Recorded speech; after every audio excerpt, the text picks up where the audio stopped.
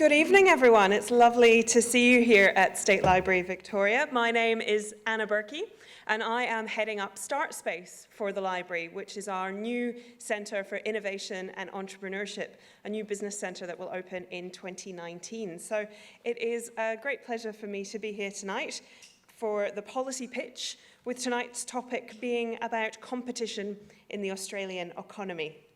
Before we begin, I do want to make a point of noting that we are meeting on the traditional lands of the Kulin Nation and pay my respects to any elders, past and present, and those who may be here with us this evening. I'd also like to give a warm welcome to tonight's speakers, Caron Beaton-Wells, Dr. Stephen King, and Dr. Jim Minifie.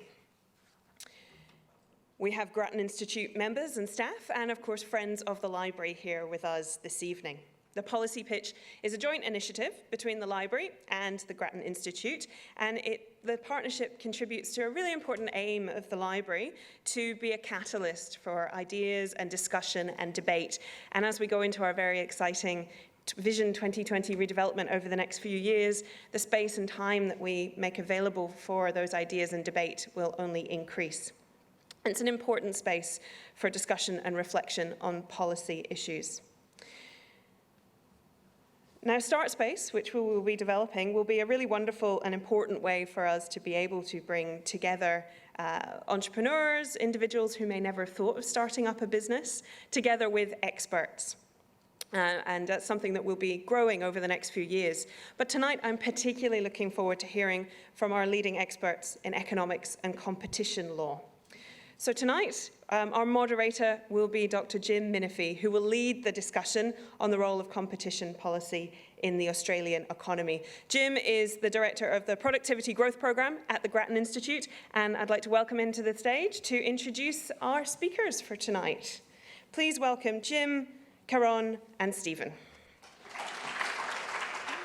Thank you, Anna, and thanks everybody for joining. I'm really excited about the topic tonight. It's a topic which is really at the heart of how we run our economy. It's part of our ideology that competition is supposed to be a good thing. And increasingly in recent years, there's been a lot of concern, particularly emanating out of the US, that competition is not working in the way that we would like it to.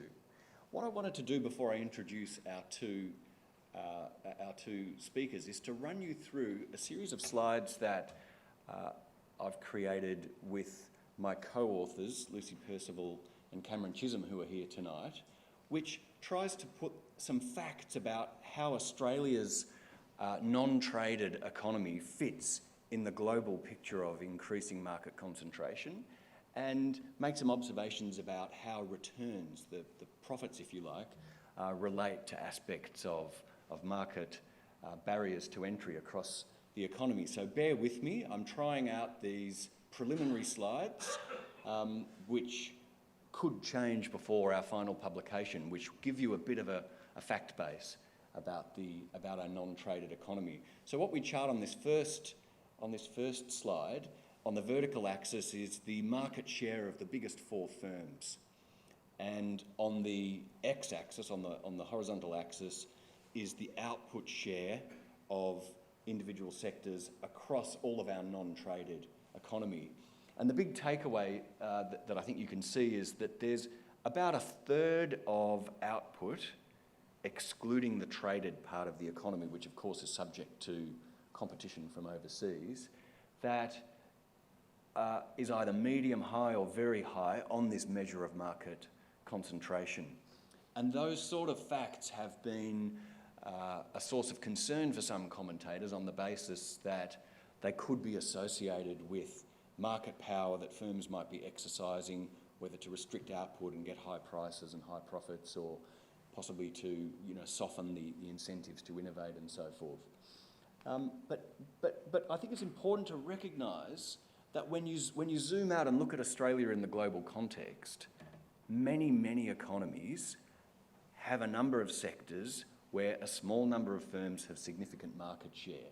So to the extent that we've got a problem with market power, it's something that is not unique to us.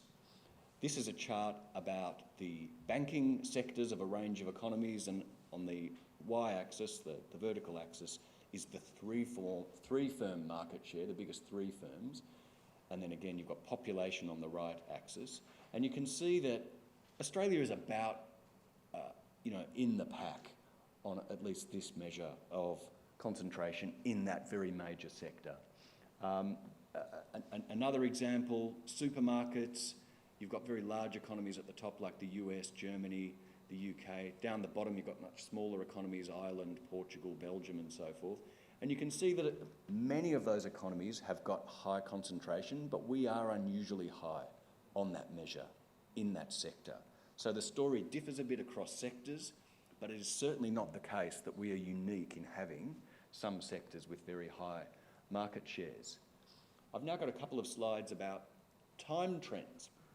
So what this chart shows is in orange, the revenue of the biggest 50 firms in the economy going all the way back to 1992 and as a share of GDP. And you can see that there really hasn't been much of a trend, something of an uptick, particularly during the resources boom, if you include mining and metals firms, which of course are tradable producers. But otherwise, it doesn't seem like there's much to see when it comes to an increase, a putative increase in the, if you like, the market share of the largest firms in the economy. And there are other measures that give you a similar picture.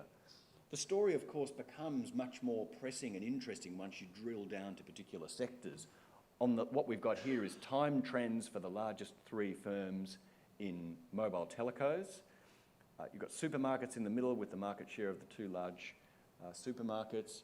And then you've got banking over time on the right here with the four largest banks. And you can see that on the left two columns, there's a tendency for some decline in market share of those large firms and an opposite trend in banking. And there are facts about mergers post the global financial crisis that seems to have driven up the market share of the large banks, whereas in supermarkets you've had the entry of firms like Aldi and Costco and so forth tending to progressively erode, at least to some extent, the market share of the large supermarkets.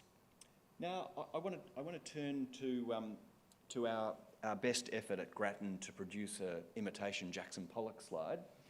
So what we've charted here is the four-firm market share on the horizontal axis of every non-traded sector that we had enough data to characterise. And on the vertical axis, we've got the profitability, the average profitability of firms working in those sectors. And you can see that there's a huge spread of profitability across the economy and maybe a slight tendency for the most concentrated sectors to be more profitable. But also the spread at that end of the chart is extremely large, reflecting, among other things, the fact that just a few firms are material to each of those sectors. By definition, they've got a very high market share and firms differ greatly. Whereas at the far left of the chart where no firm has got much market share, you can see that sectors tend to cluster much more around what you would think of as a sort of competitive return on equity. But having noted all of that spread, nevertheless it is quite notable that some of what you might think of as the usual suspects, the supermarkets, wired telcos, wireless telco, are earning very, very high return on equity, and we've adjusted this in various ways that I can go into. The banks do pretty well, but they're also very, very large. The bubble sizes here are the equity, the shareholder equity, or a measure of that in the economy. But it's clear that concentration per se is not the story, and I don't think any competition economist would tell you that that's the story. Now, before we get into the discussion, let me just wrap up with three slides that cut into this data, first by looking at what we assert are natural monopoly type sectors. Sectors where you'd only really expect to have one player, at least for a local market. Things like electricity transmission, you're not going to have multiple competitors in a given market. Airports have got quite a significant natural monopoly characteristic. Ports, water transport terminals, electricity distribution, wired telco. And you can see there's a subset of those markets where firms are earning very, very high returns.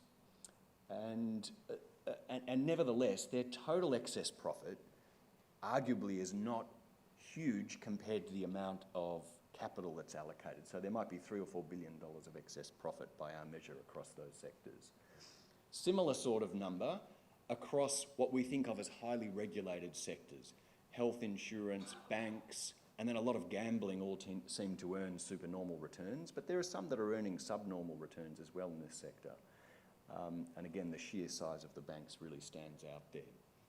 A final group of sectors is sectors that have got economies of scale, which might be a network effect, like in supermarkets where your distribution system and logistics system gives you a strong cost advantage over firms that aren't as large or don't have as dense a network of stores.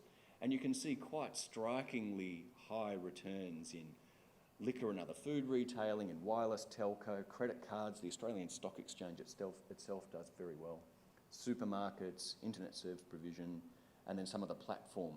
That last column on the right is some of those platform firms like Seek or realestate.com, internet publishing firms.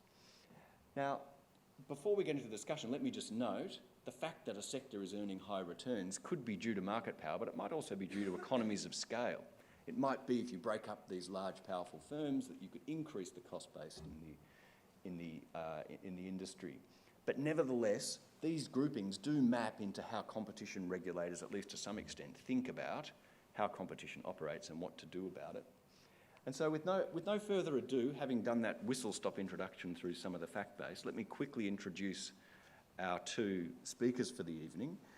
Professor Grattan Wells is at the University of Melbourne's Law School. She runs the Competition Law and Economics Network. She's published very widely on a number of aspects of competition law, including in particular recently around cartels, which are a critical part of how concentrated sectors can go wrong from the consumer standpoint, and we'll talk more about those things. And she's widely sought as an expert in competition law. So Grattan, thank you so much for joining us tonight.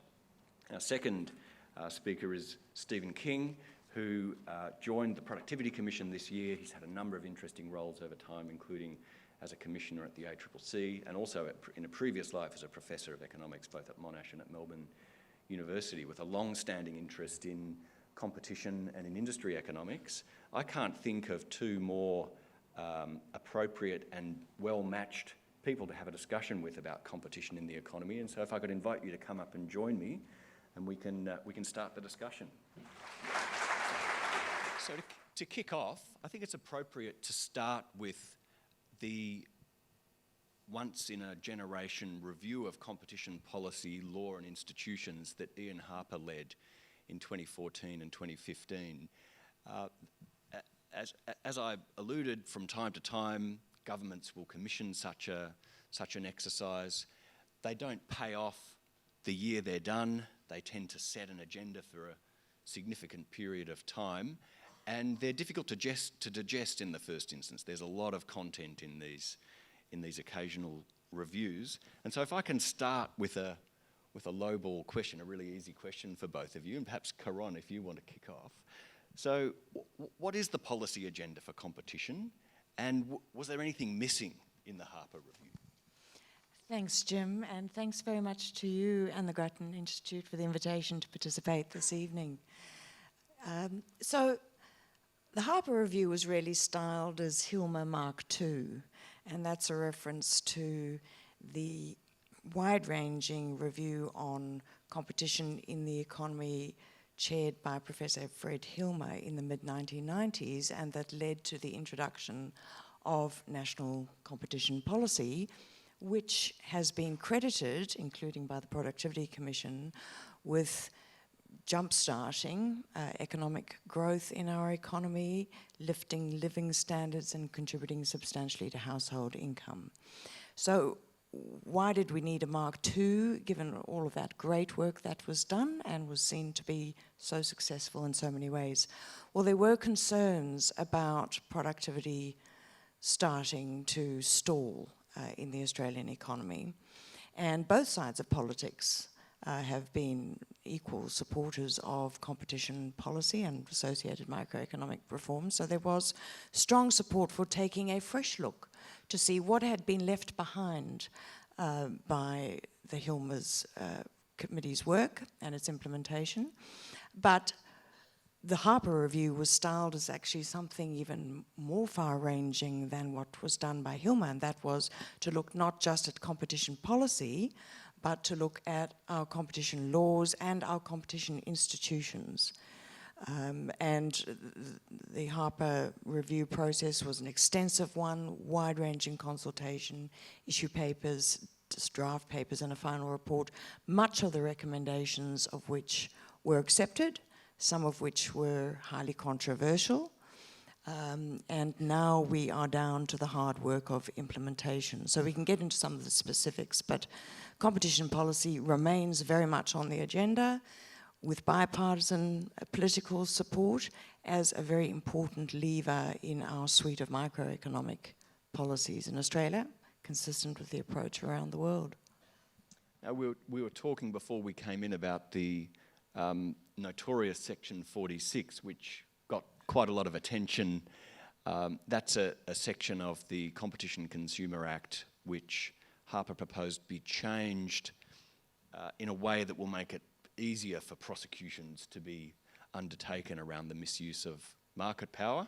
There was quite a lot of contention about that. Do you think that got an appropriate amount of attention, Stephen, or in the bigger picture, would you say that, there's a lot else in the report and perhaps of equal or greater import for competition? Yeah, the Section 46 changes got a lot of publicity. They became obviously very political in Australia. I personally think that the changes of removing of take advantage, which is part of the change to that particular bit of law, is a bad idea, but we can debate that back and forth, and it has been debated back and forth. It did tend to overshadow some other changes that were probably more important. And just to pick on one, Harper recommended, and it's going through Parliament now, the introduction of essentially a facilitating practices rule or issue within our competition law. So to give an overseas example of where this has been used, one famous case from the US, a company advertises in advance, a large company advertises in advance that it's going to put up its prices in a couple of months. It's just telling its consumers. If its rivals don't also happen to advertise within a couple of days that they're doing the same thing, well, guess what? That company re-advertises and says, well, we've changed our mind and we're actually going to reduce prices and you guys are going to learn better in the future, the you guys being the competitors. So these ideas that you can create institutions or norms in a marketplace by which firms can collude without them sitting in a smoke-filled room. So that's a huge change to our law. I don't think anyone completely knows what that's going to do to business practice in Australia. We're not going to know until some cases get before the courts. An excellent first case would have been the informed sources case, one that the ACCC settled probably about 12 months ago now, where the petrol retailers all used a third party to exchange price information. That would have been a great one to test under this new bit of law. Unfortunately, it won't be. But that's the sort of thing that I think should have got more publicity, certainly needs more and better understanding by the business community, will make big changes, but has gone under the radar.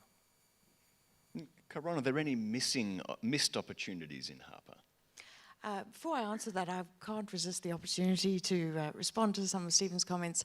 I don't think the Section 46 changes were overblown in terms of the level of debate they attracted, because just to tie in with the comments you made at the start, our law and our policy has never been to penalise the possession of market power per se, because market power, as you pointed out, could be attained through exceptional performance, through meeting and anticipating consumer needs, through driving down costs of production, through innovating. But our law does rightly try to capture and deter and ultimately, if necessary, penalise misuse, or we sometimes refer to it as abuse of market power, because that does have very serious adverse effects on competition and the competitive process. So getting that prohibition right, both as to the economic analysis that should be reflected in the law and as to the workability of its enforcement, is extremely important to the cogency and effectiveness of our competition laws. Stephen is right. however, on flagging the importance of the other prohibition that was recommended and will be introduced into our law, and that's the prohibition on concerted, or sometimes called facilitating practices, and particular where that relates to information sharing, or sometimes referred to as tacit collusion amongst businesses, where business people don't have to meet in a room or talk in code on prepaid mobile phones, but are able to signal to each other through their conduct in the marketplace as to how they intend to set prices or set output levels, and that leads to a degree of coordination and removes the uncertainty for competition. So it is a very important amendment, and yes, as you say, we'll have to watch with interest as to how it's going to be implemented. In terms of one other gap, to come back to the initial question, that I think was left by the Harper Review, and the one I would single out is private actions, because we very much rely for enforcement on our competition, in our competition laws, on the ACCC, on public enforcement. But the ACCC only has so many resources and a limited enforcement budget, and just simply cannot be expected to detect, or where it does detect, to take action in the case of every instance of serious anti-competitive conduct. In other jurisdictions, particularly the US, 90% of enforcement is undertaken by private claimants who have very strong incentives, particularly in the form of treble damages, to take that action, and that complements and boosts the public resources and activities of the government agencies. Harper really gave that short shrift. There were a few recommendations around lifting hurdles for private claimants, but they were at the margins, and some very significant obstacles still remain. And while we were talking before, you would have perhaps added to that list the use of data in the competition context as well as being something that needs more attention. Yes, I would definitely add that. That's not to say necessarily as a criticism of Harper, because really governments and competition agencies around the world have been slow to come to grips with, and are still very much trying to navigate the challenges posed by data-driven sectors and large companies. So while Harper did, certainly in setting the context for the review, point to the rapidity of technological change as something that was going to have to be taken into account in the context of competition policy and law, unfortunately there wasn't much further analysis on just what does it mean for our economy that now, you know, we across the world, the 5 most powerful companies are data-driven companies, and of course I'm referring to Apple, Facebook, Google, Microsoft, and Amazon. And their power lies in their collection and their use of data, and that has enormous implications for competition, but for privacy, cybersecurity, and a range of other public policy areas. Well, I hope we can come back to that in the course of the discussion. Now, Stephen, there was a long list of what you might think of as the usual suspects of potentially, in some cases, relatively minor reforms that Harper noted have been left undone since the early 1990s, whether it's retail trading hours or pharmacy location and ownership restrictions or shipping and so forth. Now, not all of these were, in the government's response, were quote-unquote agreed to. They were, I think the technical term was, they were noted on the way through, which I think I read you said might have been, the government prudently choosing its battles. Do you think they ought to pick up some of these battles, or have they decided how much they ought to bite off in this area and focused on a more positive agenda? It's horses for courses, it depends. Let's do a couple of simple examples. Potato Marketing Board has finally gone from Western Australia. I expect to hear a cheer for things like that. In Western Australia, I was a regulator over there for 6 years. You can't import, or you couldn't import, evil East Coast potatoes into Western Australia, because you have no idea what a potato, growing out near Port Fairy could do to the sensitive digestive systems of a West Coaster. It finally got removed only because one farmer got put in jail. Same way, by the way, that our retail trading hours restrictions got removed in Victoria going back to the Kennett years. The government has to pick its battles. It has to be, you know, in some cases the fights aren't worth it, and technology and change will eventually make the restrictions redundant, and we've seen that with Uber and taxis being the most obvious. In some cases, the restrictions cause real pain and suffering. A simple example, one of the things that hasn't been really picked up very well by the press over here, one of the main reasons for the slow response in getting relief supplies to Puerto Rico post the hurricane over there is a thing called the Jones Act. It's their version of cabotage. You can only ship materials between 2 US ports, which includes Puerto Rico, on ships that are made and manned in the US. Not just, you know, so you can drive around in a BMW truck or a Mercedes truck and take the stuff to the port, but when it gets to the port, you've got to put it on a US-made ship. The US doesn't make relevant ships anymore. So they've finally got around to, a couple of days ago, suspending the Jones Act so they can get relief supplies in. You know, it's simply madness. We have cabotage in Australia. So you've got to really question, you know, those are laws that are redundant. They may have been brought in for a good reason. Jones Act was due to World War I excessive shipping supplies. Sort of in a different century now, 100 years later, maybe it's time to revisit some of these things, not just in Australia but elsewhere. Final thing I want to mention, got to be very careful when looking at the data. Now, I've just finished the review of pharmacy remuneration and regulation. The final report hasn't yet been released by the government, so I can't talk about what's in it. But you would have noted that when Jim put up a rate of a return on equity slide on some industries, that some regulated industries don't seem to be making high return on equity. Aha, therefore the restriction doesn't matter. Wrong. In the case of pharmacy, it's built into the price of pharmacies. When you sell a pharmacy, all the monopoly rents get built into the price. Go out and try and buy a pharmacy. If you're a pharmacist, by the way, you can't buy one otherwise. But if you're a pharmacist, go out and try and buy a pharmacy. You'll find out how much it costs because it's got all of those rents built in because of the restrictions. So you've got to be very careful when looking at the data when you say, oh, they're not making excessive returns. Of course they're not now. It's the taxi licence problem. You're paying $500,000 for a taxi licence because it's got all the rents built in. It's actually a puzzle to me why pharmacies are so low, because we actually did make that correction on every sector that we could, so we'll need to look into that further. So for example, you see Coles earning a relatively low return on equity on its Wesfarmers business, but the underlying business unit continues to earn, we estimate, about as much as Woolworths does, which is well over 20%.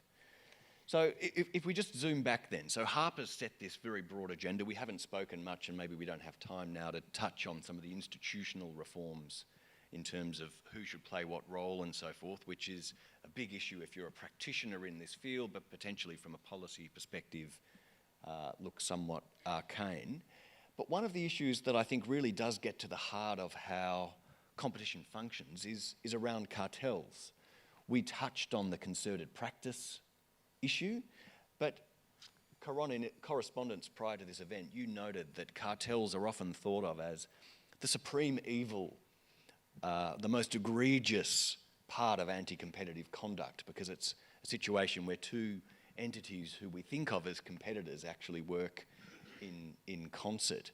Do you think we've got the rules and the penalties and the whistleblower protection about right in that field, or are we still far from what we need to control cartels in this country?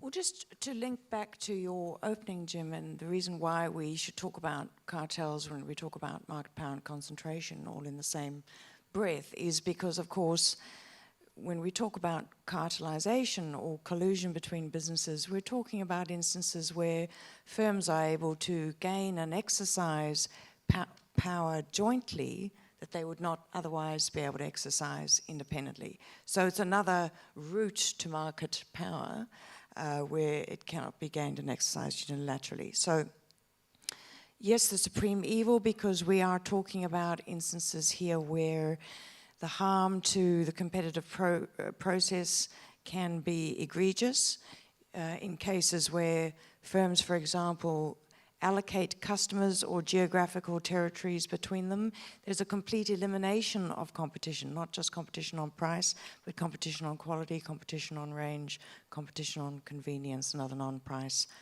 factors. So there is a international consensus that you need stringent laws with strict liability, that is, liability that will attach without the requirement to prove an effect on competition, because that can be presumed when you're talking about price fixing or market allocation. And you need sanctions of the toughest, scariest type, which generally means jail terms for white-collar people in the C-suites. And it will only be through those mechanisms that you will adequately detect and deter, and ultimately, if you need to, punish collusion. Have we got the rules right? Well, I think we are about to fill a gap in the rule book with the introduction of a prohibition on concerted practices, because business people now, particularly in big businesses, they know this conduct is illegal, even if they don't know what the text is on the statute. They just have an intrinsic sense that there's something wrong about talking to your competitor about your future prices. And increasingly they know that dire sanctions, or there's a significant threat of scary sanctions if they breach these laws. So there is that understanding, and it means that cartels have gone underground, and business people have become more creative, more sophisticated in the way in which they achieve the same effects of coordination with the same adverse implications for consumers than if they were to explicitly collude. So I think we're getting the rules right. I think we've got the right sanctions on the books since 2009. We've had criminal sanctions for serious cartel conduct, which includes a maximum jail term of 10 years, which rates cartels as highly as many other felonies, including white-collar crimes.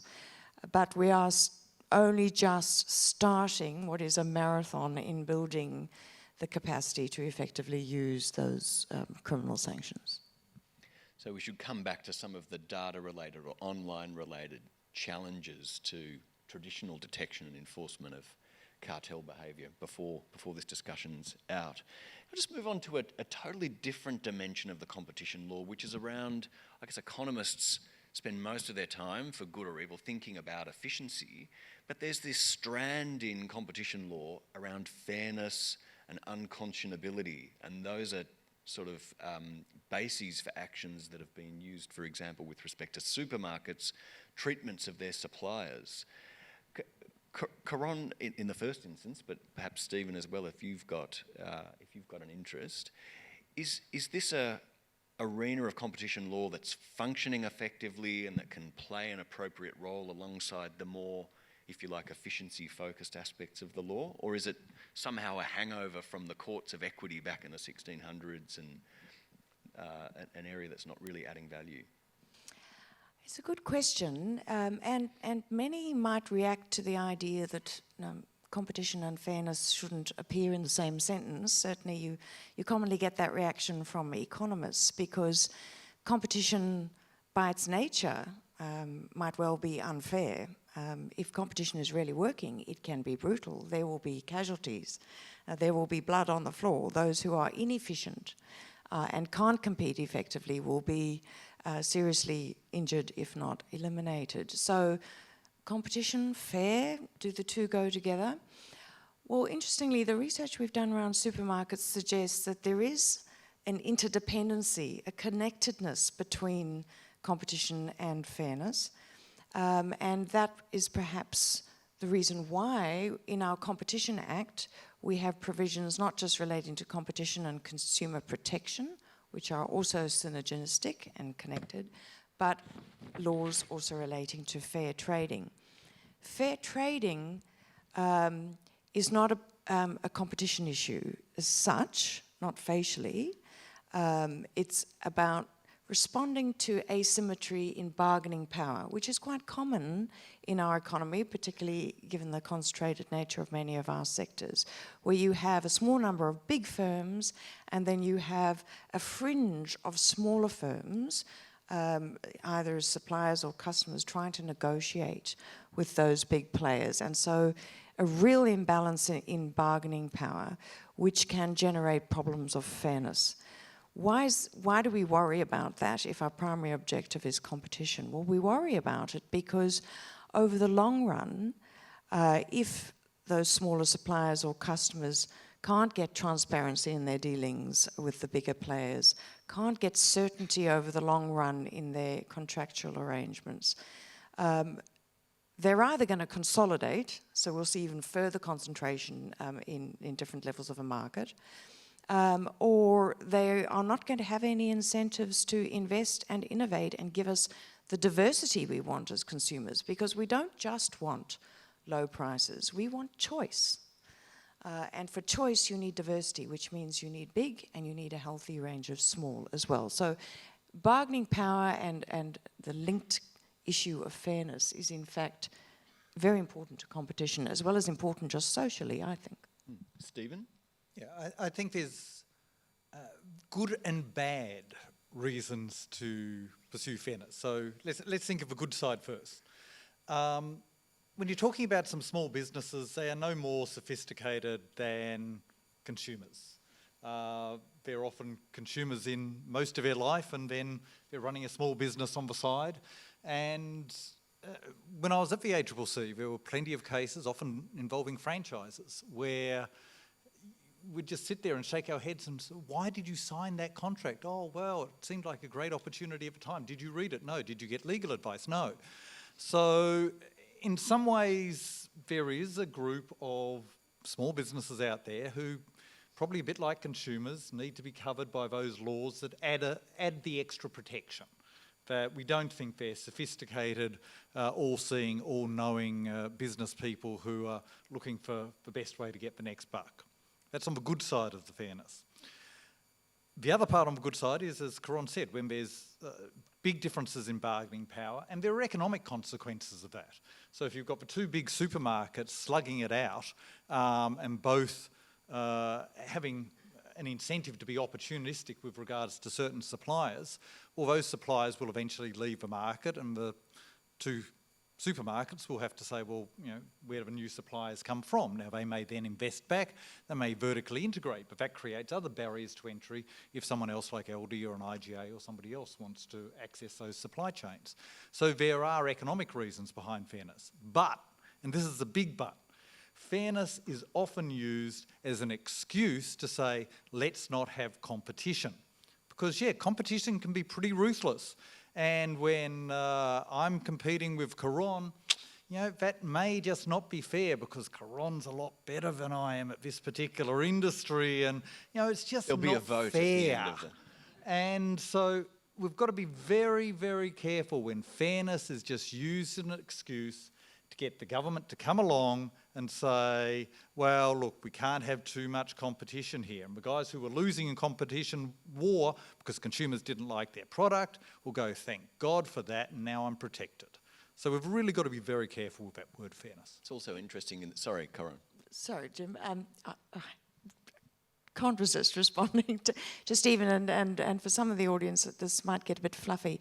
But I think fairness is a very subjective concept, and everyone's going to have a very different idea of what's fair or unfair. But I don't think we should underestimate the importance in Australian society and our attachment to what you might call egalitarianism, or you might know better as the fair go.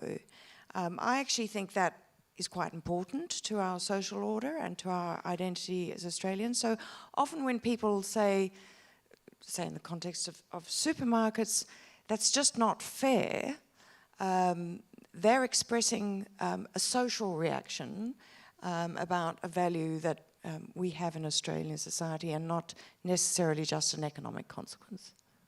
And I think politicians are responsive to that.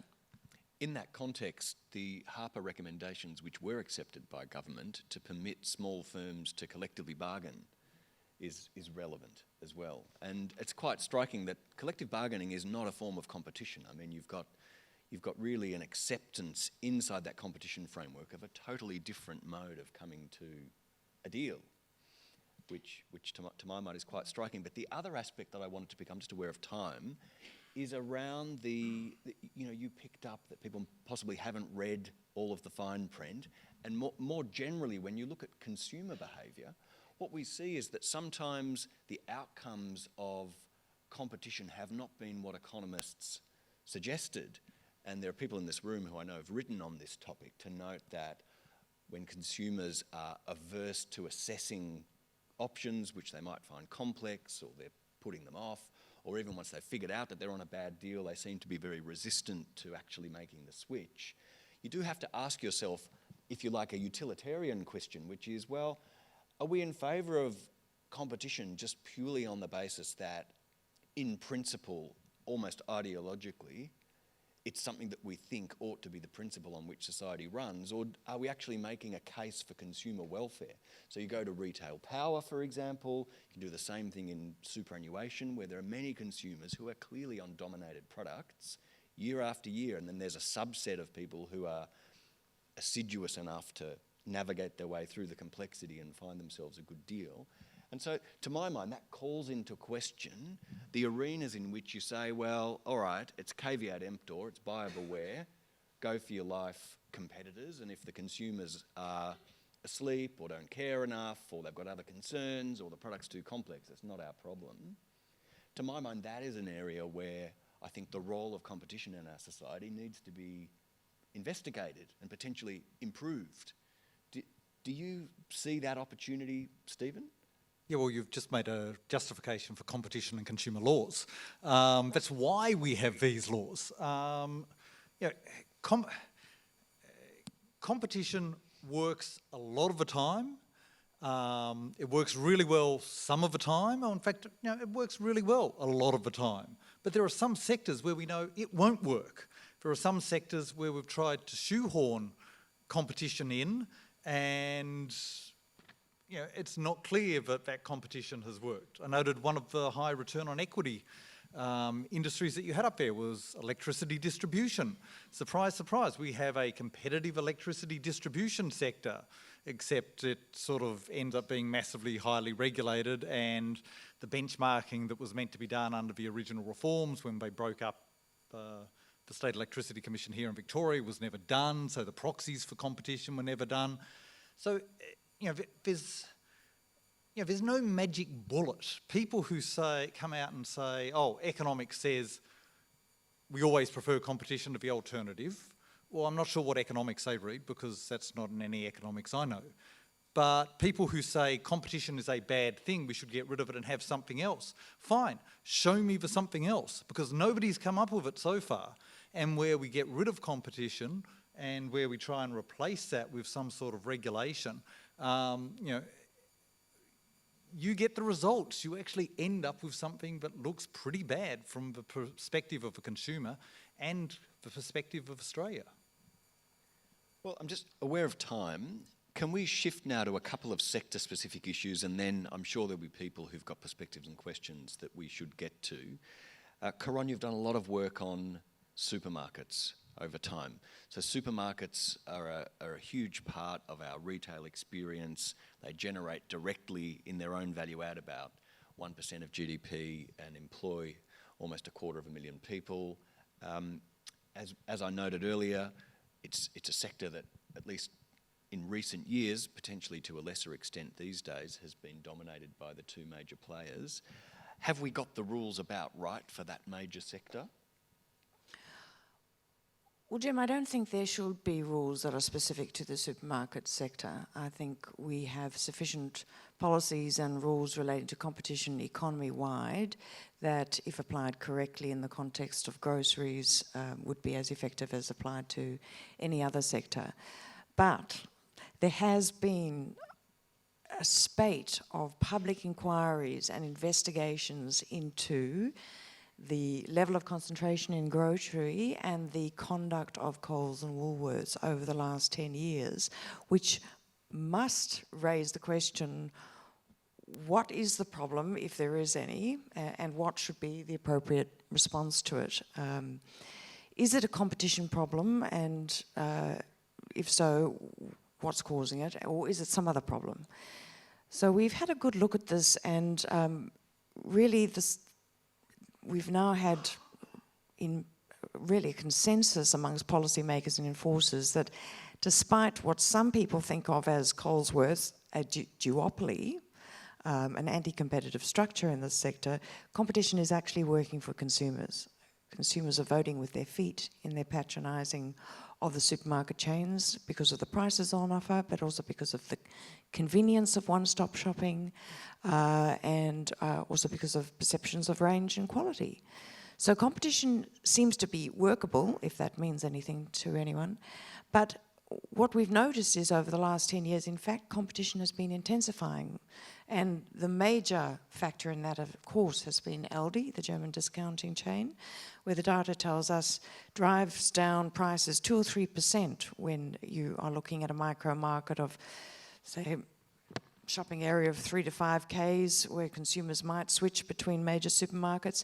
In those markets, you will see the average price of a grocery basket 2 to 3% lower where there is an Aldi in that market as compared to somewhere else. And we know competition is only going to intensify further because we know Amazon Fresh is here, or at least they have a warehousing site, and there isn't a corporate board in Australia that hasn't had a few management papers written on Amazon and what it will mean to them, and that would include our supermarkets. There is at least another discounting chain on the horizon. Dave Jones is looking at going high-end.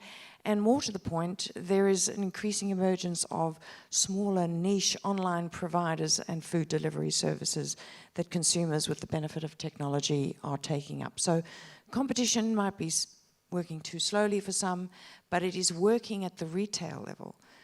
So the concerns are really about what's happening at the level of suppliers, our manufacturers, and even further upstream, our primary producers, and whether the buying power of Coles and Woolworths is going to be hurting dynamic efficiency, that is, incentives to invest and innovate in our supplier base. Those are, I think, legitimate concerns, and the government is onto them. It has taken several steps, including introducing a statutory code that is intended to regulate supplier-retailer dealings in that sector. So that's certainly on the government's radar. And I have to say, ultimately, it's competition that is driving those retailers to rethink their approach to suppliers anyway, and to become smarter in partnering with and treating suppliers well, because without suppliers, they're not going to be able to compete. So what's striking is that nevertheless these processes do operate on almost a decade-by-decade timescale. So Woolworths and Coles still continue to earn very attractive returns. Their market shares decline, but ever so marginally. And so it feels to me like this is a discussion that we could well be having in another decade, and you look to seeing, hopefully over time, the government can find opportunities to, if you like, ensure that those market power of those major players is not being used to cement their position.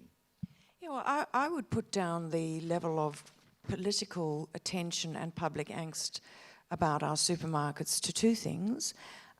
One, in fact, what's driven the debate in the last 5 years has been concerns about farmers and primary producers, and the search for a cause for the plight of our rural sector and the communities that they support and serve.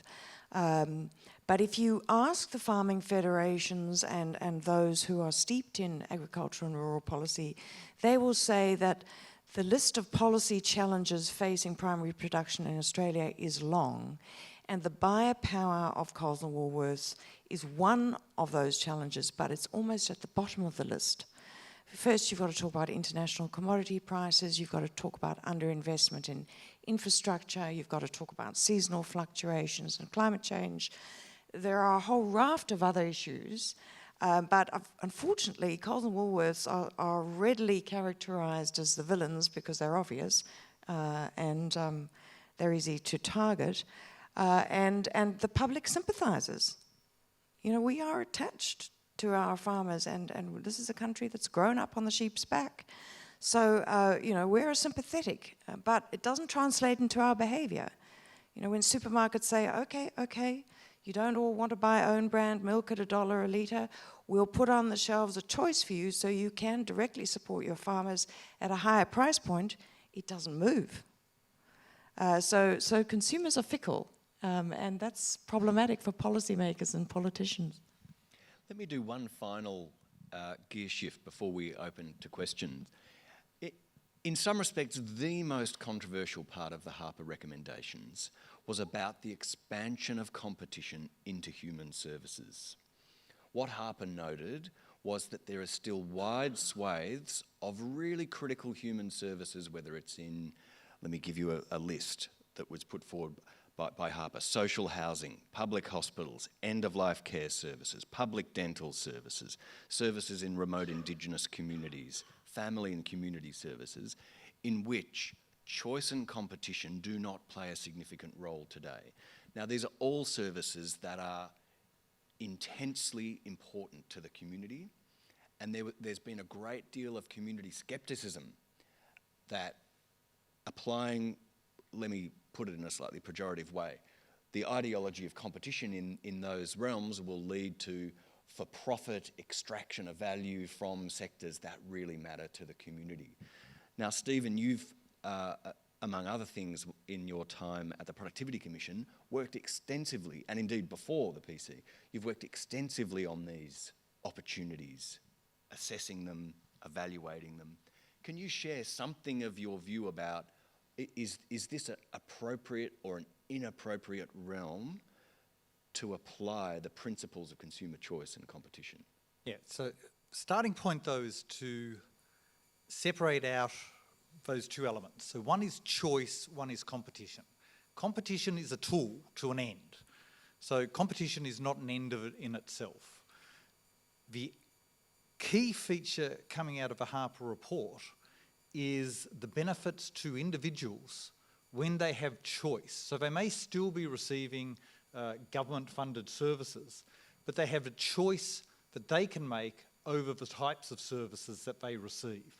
And that's got two huge benefits for individuals. One is, if you like, the hard economic one, that you can choose services that better meet what you prefer, what you think best meets your needs. Now, there are a lot of people in the human services area who say, oh, sorry, I know what you need best. I'm not sure many of the recipients of human services have that view. And if you look at the National Disability Insurance Scheme, the big positive feedback there is from members of the disabled community who have said, thank you for this scheme. It is enabling us to have choice. The second thing that it does is it empowers the user. Imagine how unempowered you are, for example, as a recipient of disability services, if you were simply told you will receive these services from that person over there, and if those services don't meet your needs best, and if that person isn't the best supplier for you, well, sorry, someone else has made that decision. That's what disabled Australians faced for a long time in this country. And the effect of a National Disability Insurance Scheme has been to empower them. And we often take that empowerment for granted. If you don't believe that, let's take a simple human service most of us access, which is a GP. I doubt anyone in this room would be in favour of a situation where some government bureaucrat says, sorry, we will determine the GP that you're able to see. You don't get a choice of doctor. We will tell you which GP. We will tell you exactly which services you can get from that GP, when you can visit them, and that's the way that choice will be determined. So the key part of reform in human services is not competition, it's user choice. Now, to make user choice reasonable, to have choice, you must have alternatives. And often that will mean that having competitive alternatives will be reasonable. It's what we have. when we go to GPs. And when people say, oh, well, human services, it shouldn't be for profits, it shouldn't have competition. Well, sorry, your GP doesn't see you on the basis of, hey, they're a not-for-profit and they're just going to see you, or they're a government employee. We don't have the British National Health Service here. They are small, for-profit businesses. And you choose your GP on the basis of your experience with them, your reputation, or their reputation, how well you get on with them, the service they provide, and numerous other features. And you wouldn't want that taken away. Now, human services covers a huge range of areas. So you mentioned remote Indigenous communities.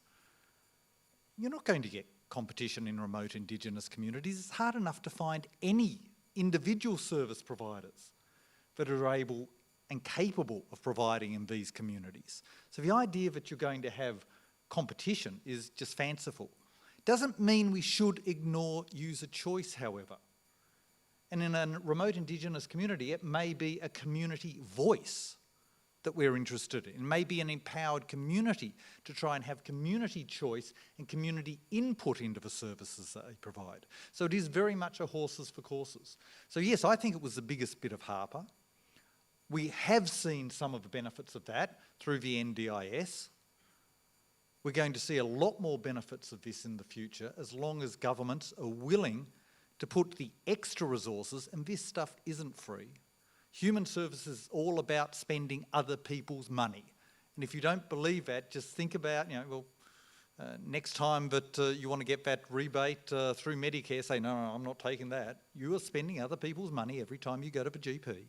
You may be paying a top-up, but you're not paying the whole fee. It's all about spending other people's money, and we have to be really, really careful, and governments need to be really, really careful when spending other people's money. But we want choice, and sometimes competition can be desirable, and there are huge gains to be made there. Thank you, Stephen and Karon. Let me now open it up for questions.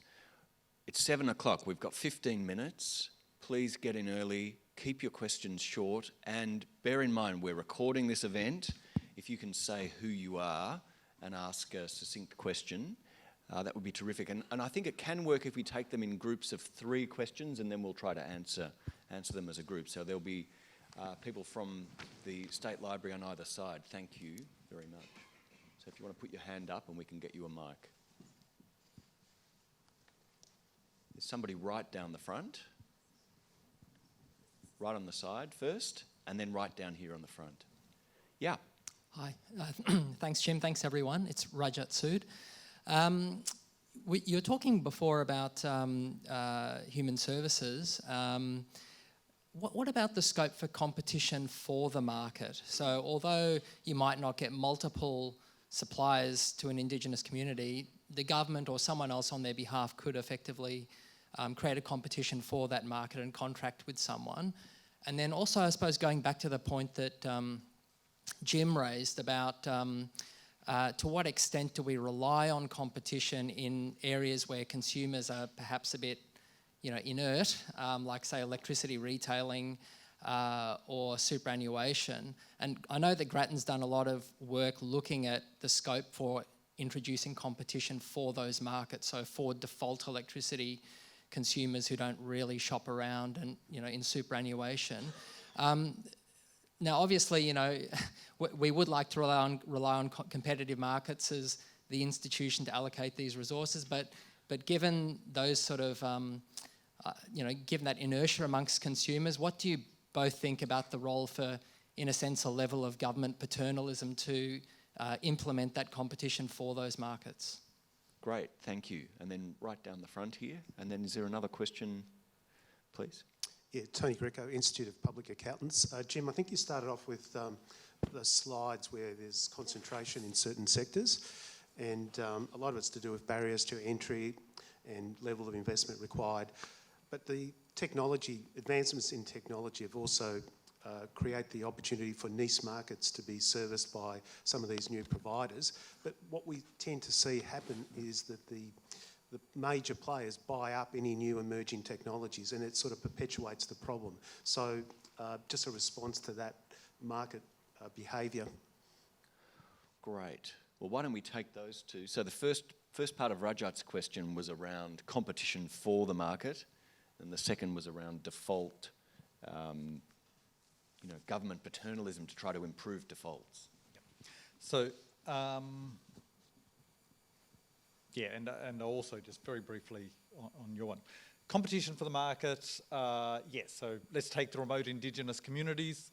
Obvious way to get service provision there is to have tendering for service provision. What does the government do wrong there? The government often doesn't. Government sometimes can be very, very naive or myopic, whatever word you want, in their tendering processes. So, for example, and this has been on Four Corners and the media, the contract for all the maintenance of houses in Indigenous communities in the Northern Territory is run, I think, out of Darwin. It's either run out of Darwin or out of Brisbane, but it's run an awful long way from those communities. So when a tap washer goes, so you've got a leaking tap or a toilet is overflowing, they have to fly somebody into the community.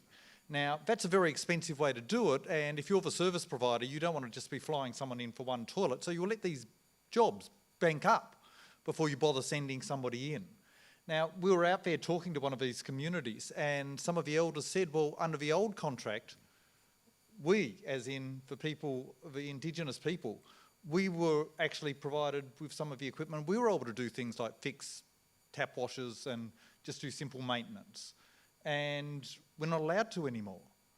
And we're sitting there saying, what madness is this? That you've said, you people who can fix this, you've got the skills, we're going to make sure that you haven't got the equipment, we're not going to allow you to do it because there's a contract with somebody who's a couple of thousand kilometres away who's got to come in and fix this.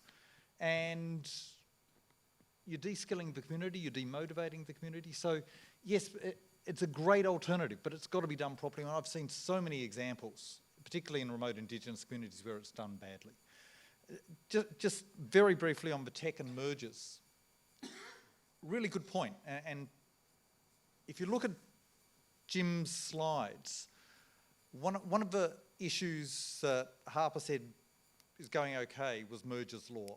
I'm sort of concerned about mergers law in Australia. Two of his slides, he showed an uptick in return on equity or reduction in competition, effective competition in telcos and banking.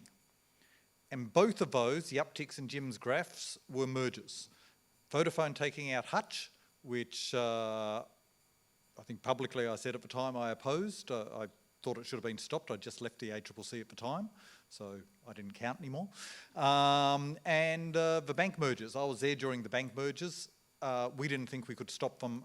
Certainly St George, Westpac, CBA West, Bank West was a bit of a different matter because that was during the crisis and their parent had gone bankrupt. But St George Westpac, we didn't think that could be stopped under our current merger laws. But it seems to be associated with a reduction in competition in Jim's graphs. So, yeah, I'm worried about our merger laws. Maybe we need to be tighter there. I can respond very briefly, just given we want to hear some more questions. But on the point about consumer inertia and government paternalism, well, haven't we just seen that in energy with the Turnbull calling in the big power companies and saying, get those low socioeconomic customers off your high deals, which they are now acting pronto on. So, you know, when things do go wrong, there is a role for government not just to steward, but to actually get in and row, and I think we've seen that. On the question down here, I think banking is an excellent example of a sector where we've got a situation with the Big Four sitting very comfortably in the haven of the Four Pillars policy, but having been able to cherry pick and take up the challenger and the maverick firms, whether it was Bank of Melbourne, St George, RAMS, Aussie Home Loans. You know, it's a long list of those who have sought to take on the Big Four only to be swallowed up. So unfortunately, Harper didn't do anything on the substantive merger test, which remains substantial lessening of competition, or in the way in which it's interpreted and applied by the ACCC. But what I think it did rightly encourage the ACCC to do is more ex post evaluations of mergers. Let's take a look back at a sector where a merger has been let through 3-5 years later and say, well, did we get our assumptions and our predictions about the future with and without this merger right? And some of the results of those reviews might be very telling. I think we've got time for another quick round. There's a question in the middle on the right and then one right in the middle of the group. Am I missing anybody else? Yes. John Freeman, you pointed to the issue of asymmetric information for the human services and also for the supermarkets. What role do you see in government trying to sort of bridge this information gap?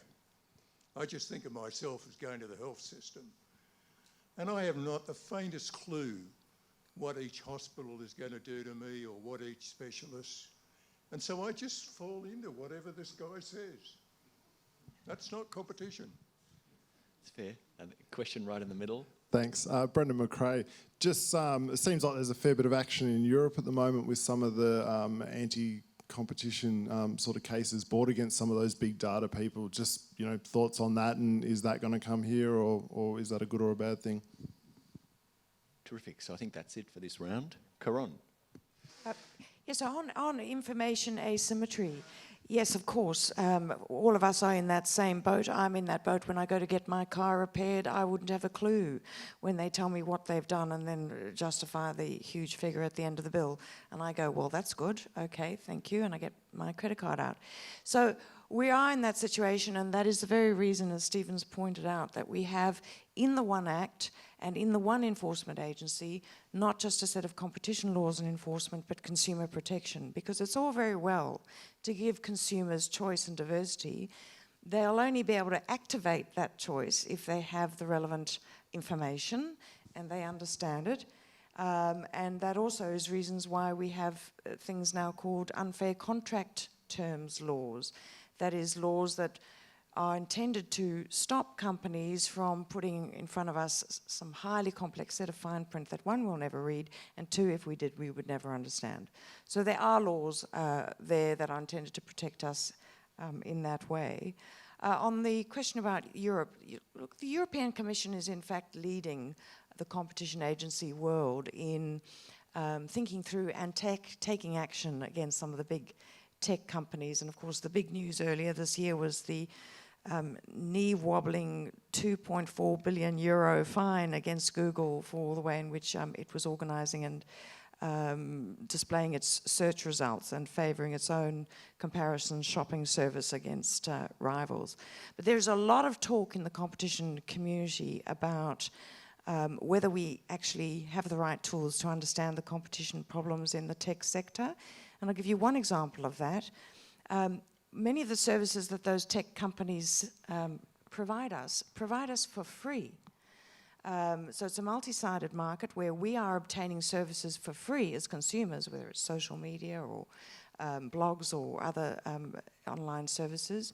But on the other side of the market, advertisers are paying to advertise to us. So there's a complex dynamic going on there. But on the free side of the market, those approaches or tools that we apply in competition where we look for a possible increase in prices to say that conduct is anti-competitive don't apply where consumers are getting things for free. And so you have to ask yourself, well, what are we actually paying when we get those services? We are paying with our data because that is what is the most valuable thing, and that is what's generating power in these companies. And we don't know half the time what we're giving out, and we don't know that these companies know more about us than we know about ourselves. So there are some really fascinating and I think highly challenging issues for competition laws and enforcers to actually get a handle on, and hopefully they won't fall too far behind in doing it. Stephen? Yeah, so John, just firstly, great example of public hospitals. If you go to the UK, you can look up publicly available information presented nicely on websites, which will tell you where individual hospitals rank in terms of not just at a macro level, but down to individual procedures. If you've got a particular specialist or you need a particular specialist in an area, you can go and see where that specialist ranks.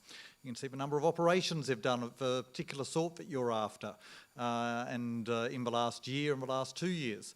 Has an amazing effect. Doesn't just help consumers, but my God, it puts a rocket up the backside of the poor performers. Because if you were, a cardiologist and you're, damn, I'm one of the worst 2 cardiologists in England, you either retire or you pretty quickly pick up your act. You certainly try to pick healthy patients. Well, they're all risk adjusted, and so that there's get over the cherry picking. And our draft report that we on human services, we'd love to get some of that stuff going here in Australia. So I think there's a lot more that can be done in that space in terms of information, particularly for some of the human services. On the internet and new technology firms, they are just fascinating. We are going to have, this is going to keep competition economists and competition lawyers happy for the next 2 decades. Some of the issues are here, so online travel agents and price parity clauses, been a big issue in Europe for a number of years. ACCC made a ruling on that last year, I think. The only trouble is that all the rulings around Europe, even within Europe, are all inconsistent with each other because no one's sure what they're doing. On data, exactly right. The PC's data report, we started trying to deal with that issue by saying that consumers should have a right to their data. Now, and that again, our recommendation was trying to learn from some of the experience of what they're trying to do in Europe. Europe is trying to allow consumers to own data. We see problems with that because how do you actually check that Google has deleted your data or if Facebook has deleted your data? But you should have some rights over your data.